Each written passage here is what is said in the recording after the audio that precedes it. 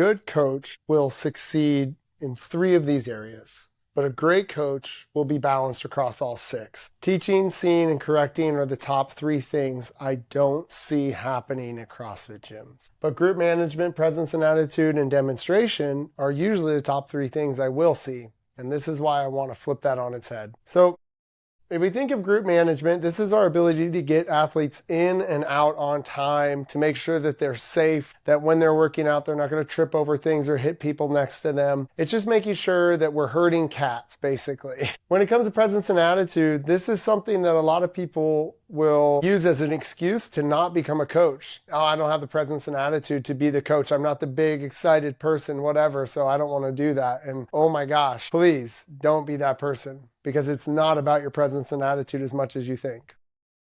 And demonstration, same thing here. A lot of people think, oh, I can't coach because I can't demo a muscle up. I don't know how to do a squat snatch. I can't whatever. But if you've ever seen Greg Glassman, that guy's never done freaking CrossFit, basically. Really, like, he's done it a few times in order to make it, but really he tested everything else on other people. He's the greatest example of, besides, football coaches, NFL football coaches, that you don't have to be one of the players to be one of the best coaches. So while we tend to focus on these things as reasons why you are a good coach or aren't a good coach, I want you to start focusing on these things in order to become a good coach. So let's talk about what they are. Teaching. Teaching is your ability to take the knowledge. This is a brain.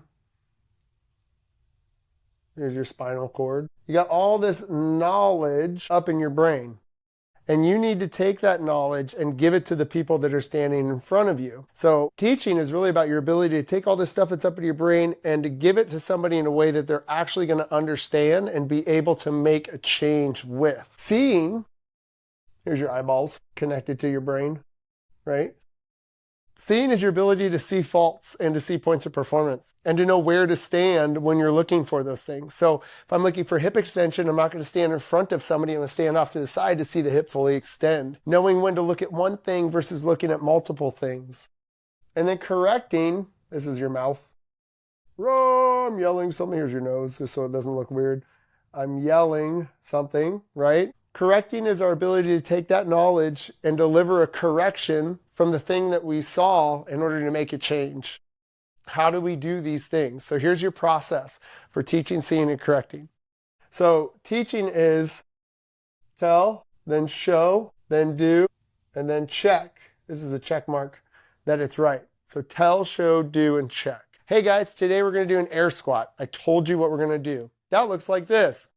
I show you the air squat. Now, I want you guys to focus on pushing your hips back and down. That's what they're going to do. Now, I'm going to walk around and check that the hips are going back and down. And I'm not going to worry about anything else. I'm just going to focus on that one thing for this one time around. Now, when it comes to seeing, as I'm walking around, I'm looking at just the hips breaking back and down from the angle that I can see that in.